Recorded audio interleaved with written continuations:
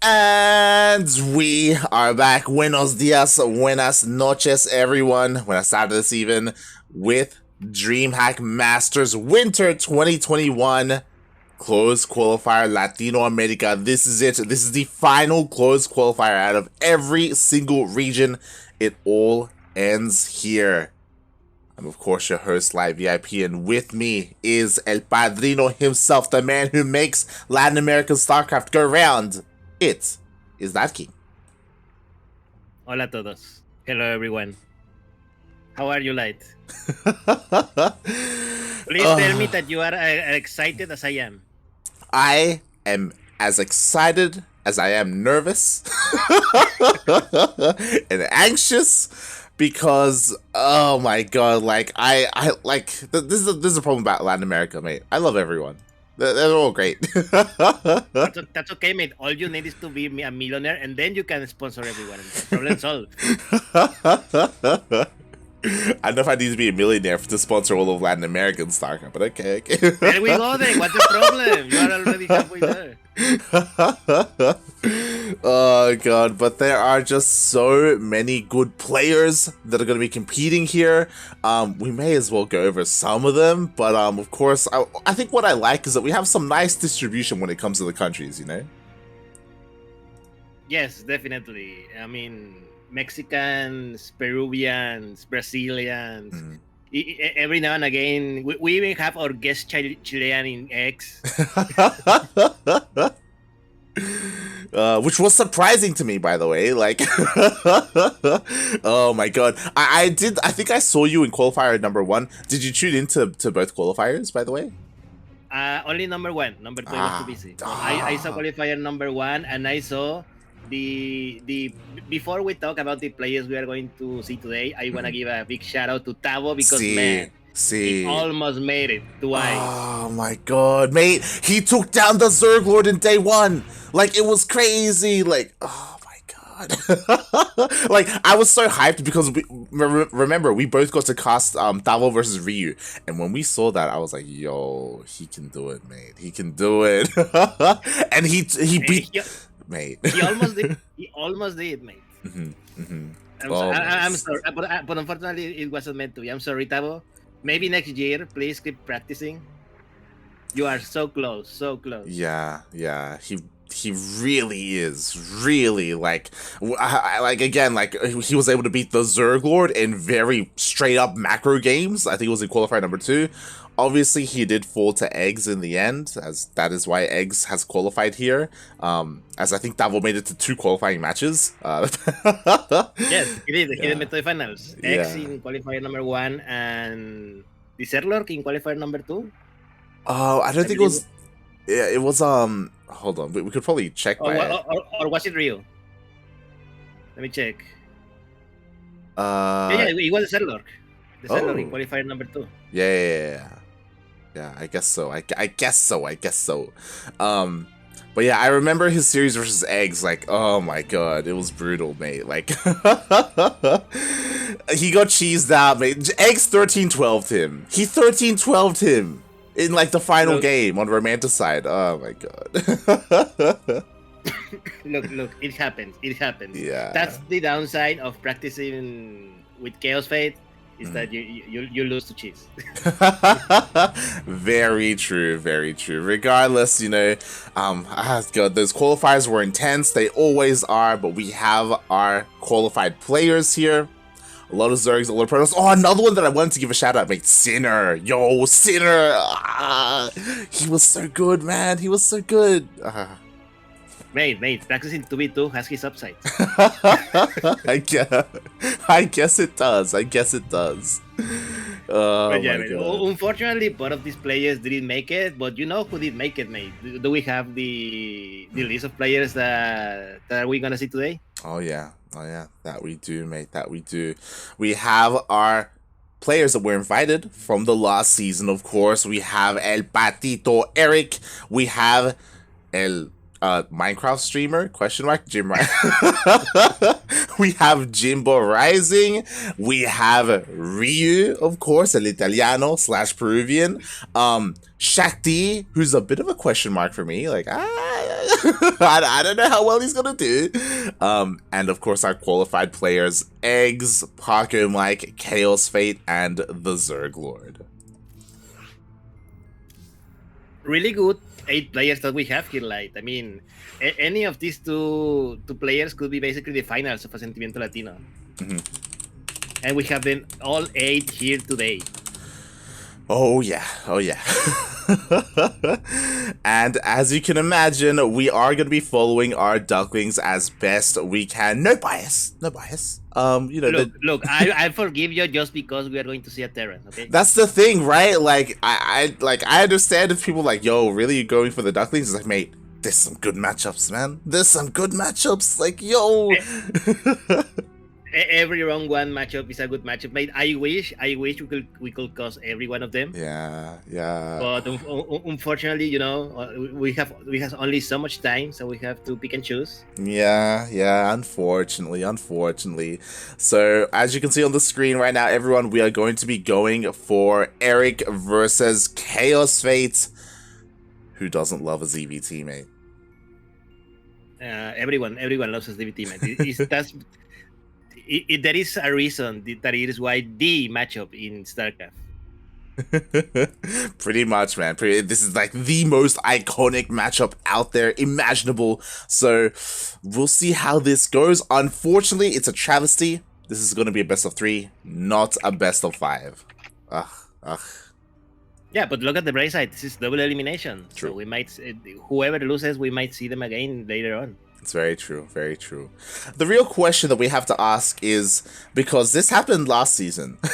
Do you remember how, I think it was maybe two seasons ago, where Chaos Fate like went out drinking the night before and he was hungover for the qualifiers? And it's like, mate, No. The problem was not that he was hungover. The problem is that he hurt his arm. He like punched a glass table or something. Something like that. Like, come on, mate, come on.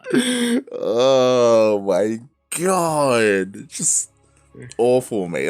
And this is who's teaching you, Tavo. This is who's teaching you. God damn it, Tavo. But let's see, mate. We're about to begin, and we are people in map number 1, 2000 atmospheres. Welcome everyone, and spawning here, this third player coming all the way from Brazil, coming all the way from the CranKy Ducklings. It is Erik. And spawning in the top right-hand corner of 2000 atmospheres LE, we have the Peruvian Terran player, the best Terran player in all of Peru, the sensei of Tavito, representing Eximius Gaming. It is Chaos Fate.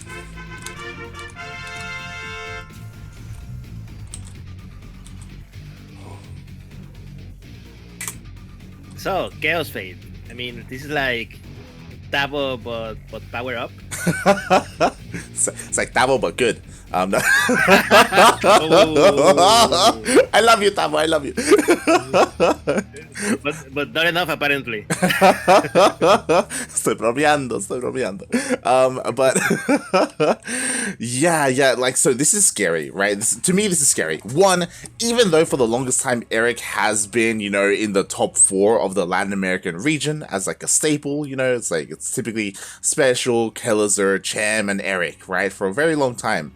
Recently, it's been a little bit more inconsistent. And to top things off, Erik, his worst matchup is ZvT. Yes, unfortunately it is. And mate, we have a player who is very good at TVC, mate, in Tavo. And I do wonder in Tavo, in Chaos Fate, I mean. God damn it. They're one and the same, mate. Who knows? Have you seen 2 in the same room at the same time? True. One is the sober version, mate. One is the drunk version. Yeah, exactly what I was gonna say. But yeah, no. I mean, Erik is playing versus Chaos Fate, and we all know how the style that Chaos Fate has when bringing CBC. So I wonder, how many matchup is Erik gonna go for like a 1 or 2 base all in just to kill, Chaos Fate in his creep, right? Before he macro up and becomes really dangerous. Yeah, that's the thing, right? Like you just said it. When it comes to Erik in this matchup, more often than not, he goes roaches, right? And he tries to kill you early with roaches as well. And that is like kind of his way to deal with Chaos Fate. We've seen Chaos Fate just dismantle Lingbane Muta before, like with his splits, with his macro, with his just strong Bio Parade pushes. It's insane. He's beaten Erik before in these online tournaments. He has beaten Ryu before as well. Like he's a very dangerous Terran player. Yes, he's a very dangerous Terran player, but at the same time, he's a very predictable Terran player. Like look at Chaos Fate base as Chaos Fate base, and look, three quick command centers, which is like exactly the build that Chaos Fate goes for every game. Yep. Right, instead of doing predictions in your chat for who's gonna win, you should make a prediction if Chaos Fate is gonna open 3 fast CC. Well, I mean, no one's gonna lose, mate. No one's gonna. Oh, good. But you're 100% right. Like, unlike Tavo, who I think the great thing about watching Tavo in the qualifiers was that he could play Bio. And he mixed mech in as well, and he could win with mech. Meanwhile, Chaos Fate, I don't think he's ever like touched like a Thor in his life or like mech in his life. It's just not what he does. To be fair, what he does do consistently, like he's good at it, but because he's predictable, like his opponents can take advantage of him. Yes, there's a reason why Monster players, when playing against Chaos Fates, in game number 1 they go normal, and then in the following games they go like 12-13. Yeah. Yeah. Because Chaos Fate is vulnerable in the first few minutes, and in this game, Erik is not gonna do that. Erik is gonna macro up normally 3 bases. He's going for the quick lair now. He's going for this force for defense and things like that. And let's see how he does it this game, because he's gonna give Chaos Fate a chance, and let's see if it works out. Exactly. Like right now, Erik, he's testing the water. He's like, what kind of form is Chaos Fate in right now? Like, how do I have to approach this kind of player? Is he drunk? Has he been having a couple of drinks? The question is not if he's drunk. The question is how much. Yeah, we get how much pisco has this man been drinking? So because of that. Again, very greedy openers. He just made nothing but drones, nothing but queens, a handful of lings. Now we finally see a Bailey Nest after the lair. Like, he was delaying his tech quite a bit. Oh, Erik managed to get inside. How many drones will be able to roast? Erik managed to move the drones away, and now the Zerlings have arrived, and he's dealing very well with these Hellions. Oh, exactly. I thought there was maybe an opening there, and Chaos Fate thought so as well. And he did get 4 drones, but at the cost of every single one of his Hellions. Yes, definitely not worth it. Good reaction by Erik. Good queen positioning, which helps a lot. And now here comes the second punch for Chaos Fate, which is a Liberator. Yeah, it's a bit of a shame because like Chaos Fate saw an opening, so he went for it. Ideally, you wait for the Liberator, and then you go together, right? You try and pull your opponent apart. Because he kind of like was over eager, he already lost the Hellions, and now Erik, he only has to worry about the Liberator instead of like a multi-prong attack. Yes, definitely. A lot easier to defend, and there we go. Erik reacts quickly, reacts correctly, and the Liberator so far has done 0 damage. Yeah, exactly. With that, Erik now has full map control. He can focus on his creep spread, which in the past is something that he has been relatively weak in. But now, again, like this is all that he has to do at the moment, and he's taking up as well. Ooh, I love this. This is something that Erik has been doing a little bit more recently, going for the burrow. Yes, going for the burrow. For those annoying Baneling mines and anything else that may be able to hinder the turn expansion. And also, mate, I want to point out something that very interesting that not many pro players do. Mate, he's going for a macro hatchery. Yeah, he's going for that macro hatch in the main base. You know what this tells us? That he wants to delay his Spire. He wants to delay his Hydras as well. He wants to focus on just pure Ling Bane for the time being. Yeah, definitely. And with Burrow about to be finished as well, let's see how good the Banelings are going to be. But meanwhile, Chaos Fate is not going to be empty-handed. And here we go. Here comes a drop, but he is spotted. Oh, he is spotted. So Erik, he's already in position. The drop doesn't dive in, and this is what's scary. Like, we've seen this before as well. This is very dark style-esque, going for that fast infestation pit. Erik wants to get into that hive as quickly as possible. And oh my god! Oh! Excellent bailing connection. Half the army of Chaos Fate just die in that little push. Yeah, unfortunately, Chaos Fate, he was a little bit distracted, mate. Yes, and here comes a lot of bailings. And there's still a lot of bailings remaining. Chaos Fate, react. No. Oh my god. Chaos, please. He does react in time. He's not going to lose too many. Oh my god, he's waiting! He's waiting! Oh my god, Chaos Fate is not gonna know this, so back at home. He also lost a lot of Marines over here in the entrance of his bases to a lot of bailings as well, mate. What's happening to Chaos Fate? He's a little distracted at the moment. Oh my god, he's being torn apart. The bailings on Boris 7 SCVs go down. Chaos Fate, he's being torn apart left and right. Now he's going for a counterattack, and to be fair, the army supplies are relatively similar, but oh my god, we do have a lot of bailings being morphed in. Yes, 21 bailings being morphed in, 30 Zerlings as well being built at the moment. A nice counterattack by Erik in the tier base of Chaos Fate. And mate, now let's see how good the splits of Chaos Fate are today. Oh my god, the tanks were exposed. Every single tank goes down. So far, the hot pickups are pretty good, but again, at the cost of all his tanks. Yeah, this is not a good place for Chaos Fate today. Counterattack left and right everywhere around his bases, and mate, he's falling apart little by little. Yeah, exactly. Oh my god, he even borrows a Ling underneath so the CC cannot land. Erik, he's so quick with these moves, takes out the SCVs as well. Another 17 go down. Oh my god. I mean, and the worst part is that little Zerling over there that cannot land the CC. It is so annoying as a Terran player when that happens to you. Yeah. Because you are forced to use a scan, mate. Oh, god. Like I don't want to waste 300 minerals just to kill a little Zerling that costs 25, please. Feels bad, man. Feels bad. But Chaos Fate, finally, he has retained control of his base. Again, something that we have to commend him. His macro. Like, look how many Marines he has. It's insane. It's also very fragile, so he has to be careful. He has to split, puppy. He has to split. Up. Yeah, the splits are good. I don't think the bailings are going to connect, but at the same time, mate, there's a big counterattack in the fourth base of the Chaos Fate. And again, oh my god. Mass borrow over there. The splits are decent. There's still a lot of Marines here. So, mate, can you imagine a parallel world where Chaos Fate was a set player? Can you imagine the insane macro he will have? Exactly. Like, even though he's been taking a lot of losses, and he has been, like, his army supply is still larger than that of Erik. Like, he still doesn't stop producing. It's crazy. That's why these counterattacks are so important. Erik needs a little bit more time. We have more bailings being morphed in, and oh my god, again, Chaos Fate, split, papi. Oh my god. Oh my god, he's not splitting.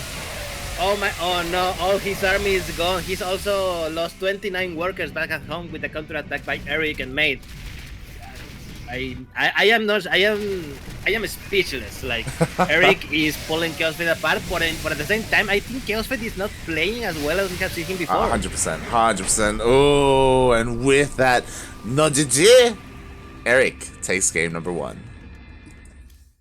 That was painful to watch, man. Yeah. It's something that you pointed out at the end, and I 100% agree. We have seen much better from Chaos Fate. Like that, like I think like almost every single Ling Bane fight, like there was just delayed response or no response. Like it was insane how much value Erik was getting with his Banelings. Like that shouldn't be happening. Yes, definitely. I mean, also.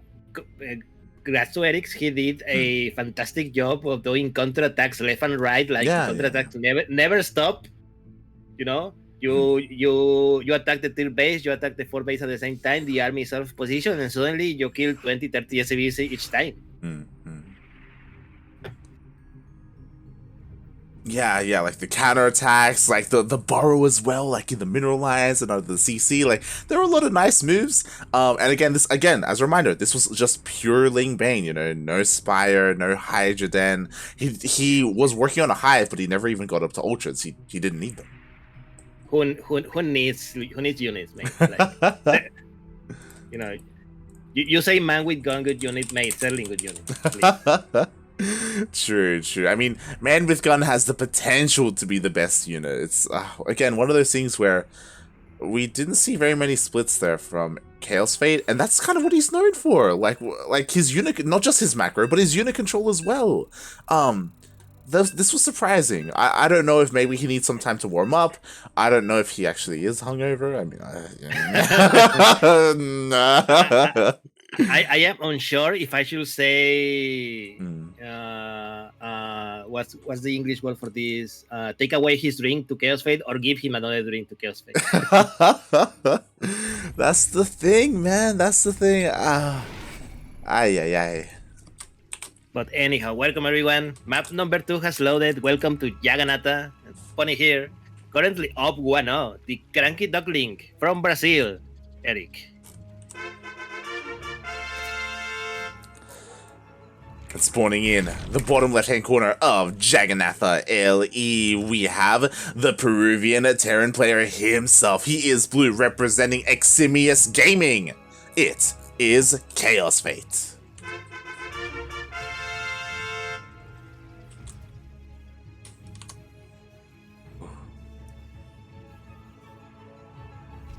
Oh boy.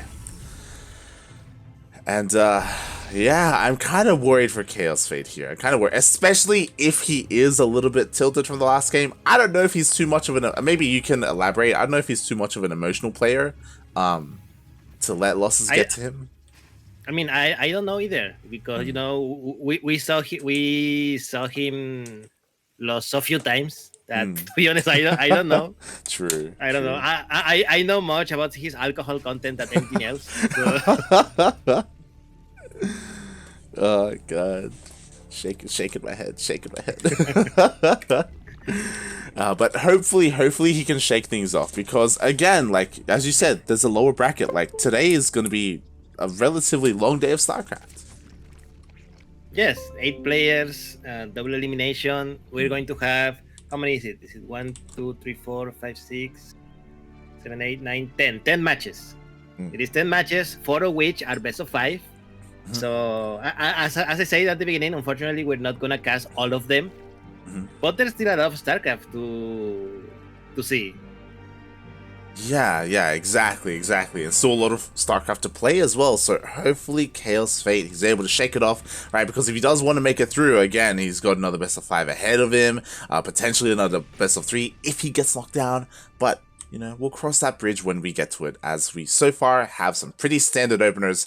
Hatch gas pool from our Erik, from our Zerg player, going for his third base, and Reaper will not be able to delay it, instead goes straight in trying to get a drone.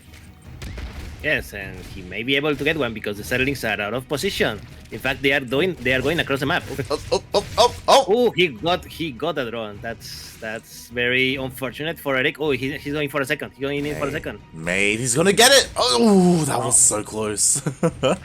Almost. Meanwhile, on the other side, mate, 4 Zerglings are going into kaozfate base, and they're going to cancel TCC.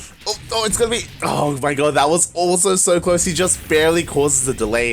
Is this worth 2 drones though? Oh my god, because that Reaper came back and it was able to hunt down the previous one. So yeah, a bit of a back and forth here, as it looks like the CC did finish.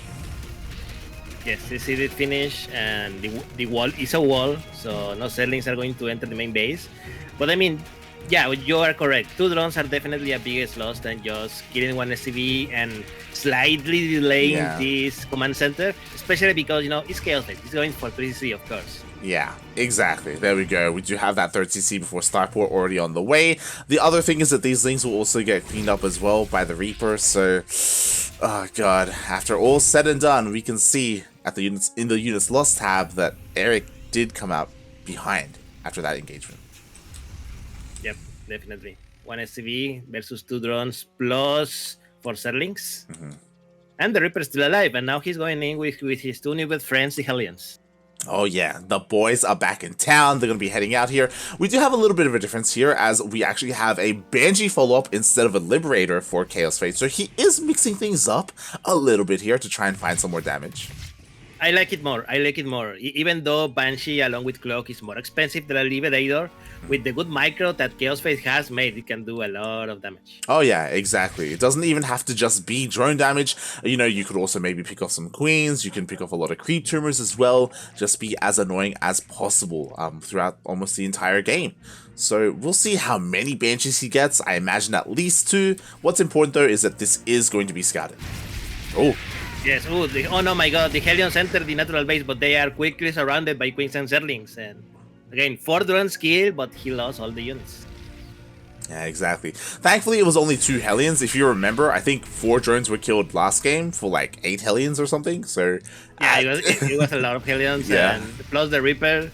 So now Erik here comes for a counterattack. There's only 2 Hellions and nothing more. The SCVs are pulled off.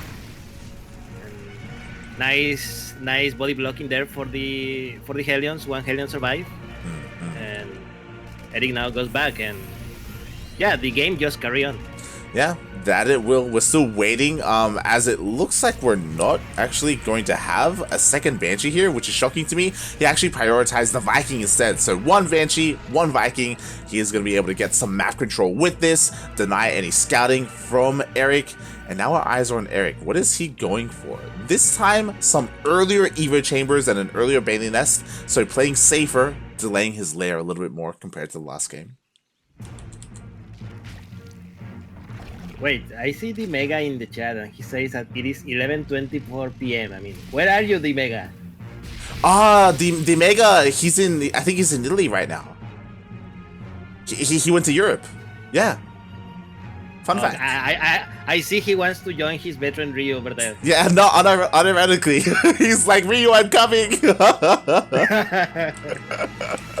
Oh my god. But yeah. Mega, I hope you train hard in the EU server, please. Yes. I want some content, mate. I want you to meet up with Ryu, take some selfies, take some duck faces. It'll be good.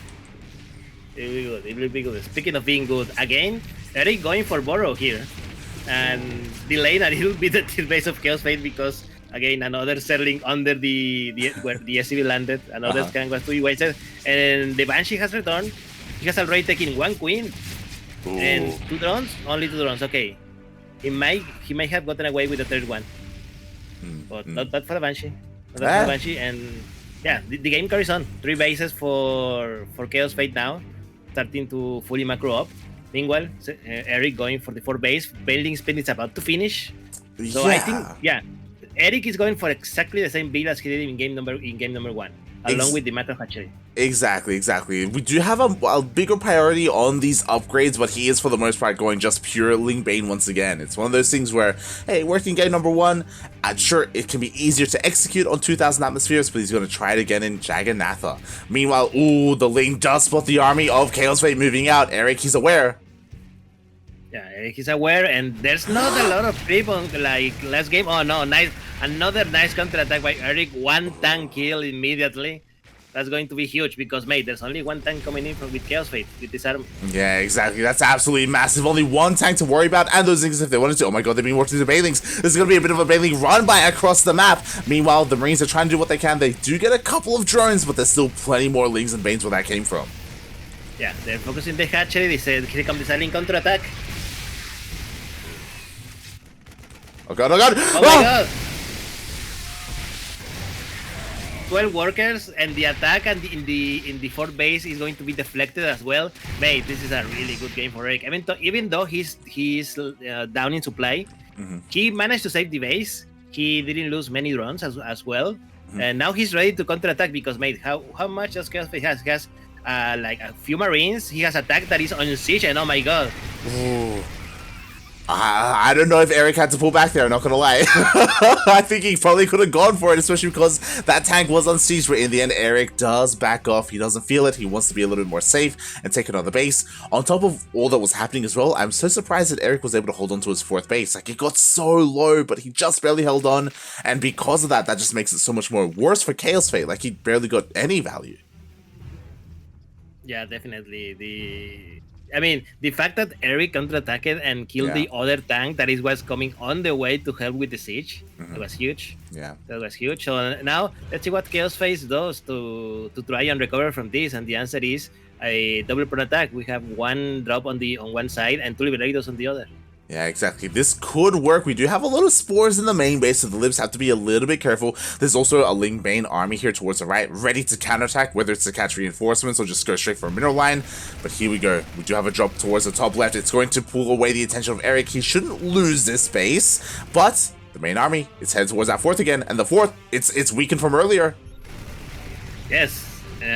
We have a triple prone attack. One of the prongs has been dealt with very quickly. But kaozfate finds the time, finds the space, and he sieges. Yeah, that he does siege. Meanwhile, it looks like the Liberators were dealt with in the main base, and now we have a full surround coming in from Erik. Ooh, nice attack from behind as well. The tanks immediately surrounded. The banelings connect with a lot of the Marines and made this attack has been deflected very easily. Exactly. At the same time, we do have a drop here towards the top left. It does get a couple of drones, but again, it does get pushed away. Drop goes into the main base, but these drops, honestly, there aren't that many Marines. I feel like the damage has already been dealt, and another counterattack from Erik. Yeah, another counterattack from Erik. There was nothing here to defend. And there we go. One settling just to be another. Exactly. Every time. Now, I want to point out something really quickly, that even though these attacks has not been very effective, really, they have not destroyed a lot of economy from Erik. kaozfate is still ahead in supply, mate. Yeah. That's just how good his macro is, man. Exactly. He's even 20 workers ahead, even though he has a lot of workers to do counterattack as well. Exactly. Like, even though he's been losing workers and army left and right, and even though Erik has been more efficient, kaozfate, his just macro is insane. He's gonna lose more SCVs as we say this, but oh my god, Erik's actually going for the base. Oh my god. Okay, cancel and leave. So, nice save. But on the other hand, mate, a lot of settlings, even Balins coming in for this middle line. 19 SCVs killed. Oh my god, kaozfate doesn't do nothing, mate. He's going for a counterattack. There are no Balins here to defend. The base is gonna go down. Exactly, the fourth base finally does go down here. A lot of the drones were main knighted over though. They were saved, and now Erik, he can go back home, focus on the defense. kaozfate, he's kind of all in. I say kind of, actually his worker count's still fine. Despite losing everything earlier, he's still perfectly fine here. But he has to be careful not to overextend. He got a base. Does he really want more? Oh god. That's a lot of settlings. This is definitely not enough Marines to defend this. And yeah, he lifts up and just goes away. He has already killed a lot of economy here for Erik. Erik 116 supply versus 140 for kaozfate.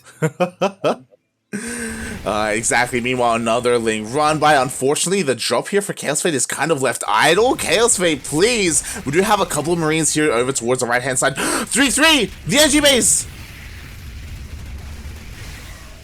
3 attack is cancelled, so definitely a big win here for Erik, because we would know that when 3-3 finishes, the marine army becomes a lot more dangerous. That it does. kaozfate is starting to falter. He's finally after almost 12 minutes of game, his supply is down. Yeah. It's just again, you gotta realize how much it took for that to happen. Meanwhile, I'm still waiting for those Bard Banelings to come into play. But yeah, like finally kaozfate, he's starting to hurt here at the base. Oh god! Oh! Yeah, that was a lot of Marine death, and now Erik is free to counterattack here. Oh, Jesus Christ. Erik, he's just all over the place. Finally, he will be dealt with. But, mate, he's perfectly fine at home. Sure, he's down in workers, and sure, he could do with more drones, but he makes up for it because he's just decimating the economy of kaozfate. Yes, kaozfate now finally at 33 workers only versus 59 for Erik. And now he's starting to struggle, mate. I'm not sure what... kaozfate needs to, like, just sit back for a minute, mate, and macro up again. He really does, but he doesn't want to, though. Like, he's going for some drops. Because of this composition, by the way, of Erik, just pure Ling Bane, kaozfate has a lot of medevacs, so I guess maybe he can make use of them, right? Maybe try and go for some more drops across the map. Problem is that every single time he goes across the map, there's just a counterattack, and he never has anything to defend at home. Yeah, 100% correct, and Erik is just waiting for see when kaozfate move out so he can move in again.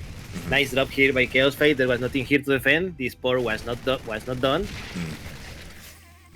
Yeah, exactly. And at the same time, we have the main army pushing through the center of the map as well. Those Lings finally do get on board, but there are some reinforcements here for kaozfate, so he will be able to clean this up. Speaking of, so is the drop towards the top left, and kaozfate has to be careful. Oh my god, okay, he notices. God, split up, please. Oh god. Oh no, he's in the speed zone where the Bailings are even more dangerous. Oh my god, who stops in the middle of a speed zone?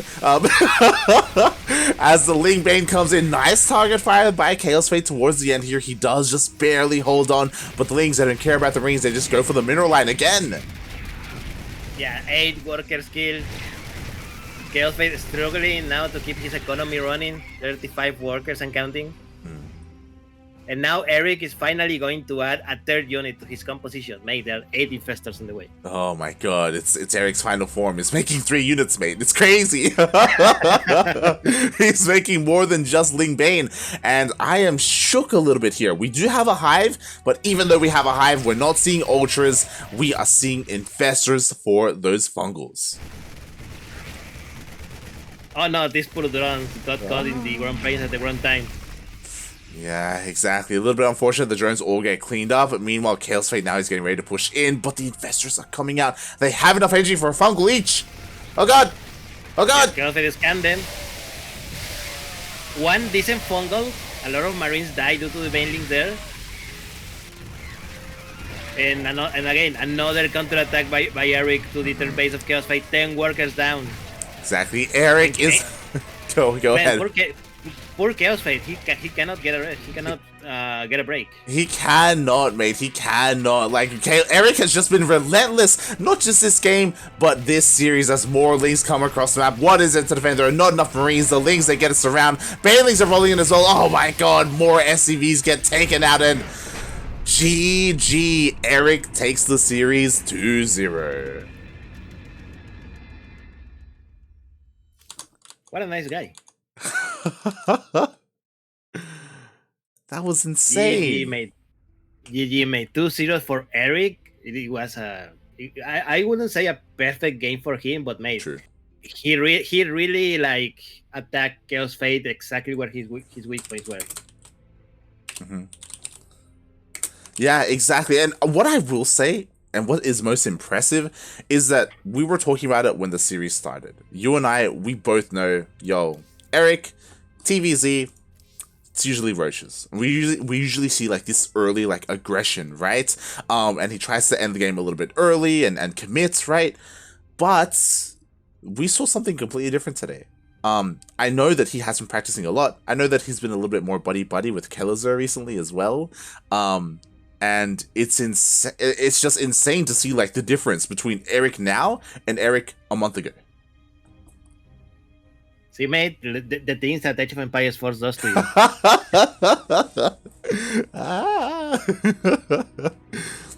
I guess so, mate. I guess so. And oh boy, with that, Erik does take the series. He does move on to a qualifying match, and we just got updated. Honestly, a pretty quick series. The other series, I mean, I'm a little bit surprised that they're already done.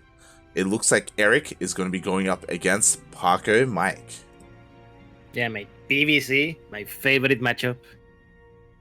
And yeah, it's going to be Brazil versus Mexico, PVC. Infernales versus the CranKy Ducklings. Like, 2 of the newer teams in the scene in Latin America. True. Very true.